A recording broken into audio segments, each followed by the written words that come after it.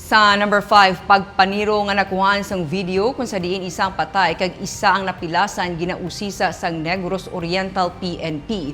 Nakuhaan sang isa ka residente sang video ang natabo nga pagpaniro sa mga mangunguma sa may barangay Nagbinlod, Banawas ng Santa Catalina sa Negros Oriental. Nagresulta ini sa kamatayon sang isa ka mangunguma kag pagkasamad sang iya nga utod. Suno kay Police Lieutenant Stephen Apolinar ang NOPO spokesperson, Domingo sa natabo ang ini nga insidente.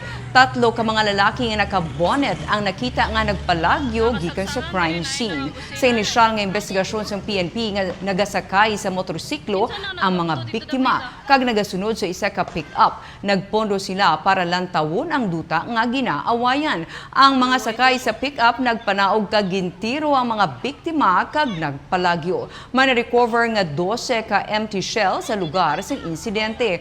Away sa duta ang ginalantaw nga posible motibo sa krimen. Padayon pa nga ginakilala ang mga suspetsado.